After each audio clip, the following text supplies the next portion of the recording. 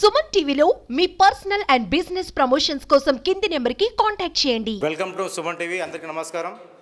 నిన్న జగన్మోహన్ రెడ్డిపై జరిగిన ఘటనపై ప్రొద్దుటూరు ఎమ్మెల్యే రాచమల్లి శివప్రసాద్ రెడ్డి గారిని వారికి వచ్చిన సమాచారం అడిగి తెలుసుకుందాం. సార్ నమస్తే. సార్ నమస్తే సార్. నిన్న జగన్మోహన్ రెడ్డి గారికి జరిగిన ఘటనపై మీకు తెలిసిన సమాచారం చెప్పండి. ఇది 100% పక్కాగా ఆయన తుదముట్టించాలని చెప్పి ఎలిమినేషన్ చేయాలనే, భౌతికంగా ఆయన తొలగించాలా, రాజకీయంగా అడ్డు తొలగించాలని సంపాలన చేసిన ప్రయత్నమే. దీని వెనుక బలమైనటువంటి కుట్ర ఉంది. కేంద్ర ప్రభుత్వం కూడా దీన్ని సీరియస్గా తీసుకోవాలా. కేంద్ర రాష్ట్ర ప్రభుత్వాలు, నిఘా సంస్థలు దీని మీద బయటికి తీయాలా. ఇది పక్కాగా కుల పిచ్చితో చేసిన పని, అధికార పిచ్చితో చేసిన పని. కమ్మ కులస్తులు అధికంగా నివాసం ఉండే విజయవాడలో ప్రారంభమైతేనే బస్సు యాత్ర ఈ దుర్ఘటన జరిగింది. ఇది కుల పిచ్చితో, అధికార పిచ్చితో చేసిన పని. ఇదేదో ఆకతాయిలు చేసిన పనిగా భావించద్దు. ఆకతాయిలు కాదు, ఒక బలమైన రాయితో చేత్తో విసరకుండా ఒక దర్శతో అంత కొట్టాలని ప్రయత్నం, సంపాలన చేసిన ప్రయత్నం.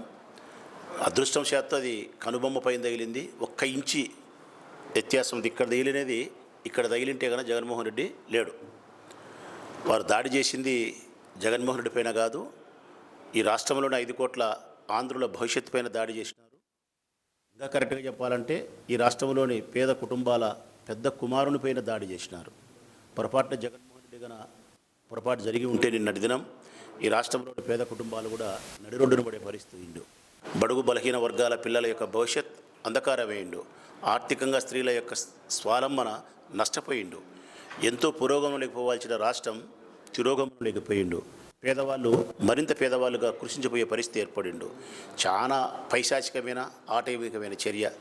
ప్రజాక్షేత్రంలో, రాజకీయాల్లో ఎదుర్కోలేక, ఆయనకుండే జనాదరణ చూసి ఓర్వలేక ఆయన గెలవబోతున్నాడని చెప్పి అనేక మీడియా సంస్థలు, అనేక సర్వే సంస్థలు చెప్పిన సందర్భంలో, కేంద్ర ప్రభుత్వానికి సంబంధించిన ఇంటెలిజెన్స్ విభాగం 124 సీట్లు వస్తాయని చెప్పిన సందర్భంలో విధిలేని పరిస్థితుల్లో ఇక జీర్ణించుకోలేక చంద్రబాబు నాయుడు లాంటి కుట్రదారులందరూ కలిసి ఆయన తుదముట్టించాలని చేసిన ప్రయత్నం.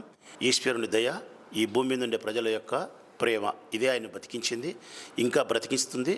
చాలామందికి ఆయన మేలు చేయాల్సిన బాధ్యత ఆయనపై ఉంది. కాబట్టి ఆయనకు నిండు 100 సంవత్సరాలు సంపూర్ణ ఆరోగ్యాన్ని, ఆయుష్ను ఆ ఈశ్వరుడు ప్రసాదించాలని కోరుకుంటూ సెలవు. జగన్మోహన్ రెడ్డి రాయితోనే కాకుండా పిస్టల్తో ఇంకా అతన్ని హతమార్చే ప్రయత్నం చేస్తారని మన ప్రొద్దుటూరు ఎమ్మెల్యే రాచమల్లి చెప్తున్నారు. దీనిపై ఆయన డిమాండ్ చేస్తున్నారు. కేంద్ర ప్రభుత్వం కఠినమైన చర్యలు తీసుకోవాలని చేస్తున్నారు. కాబట్టి కెమెరామ్యాన్ నూర్తో జయాకర్, ప్రొద్దుటూరు.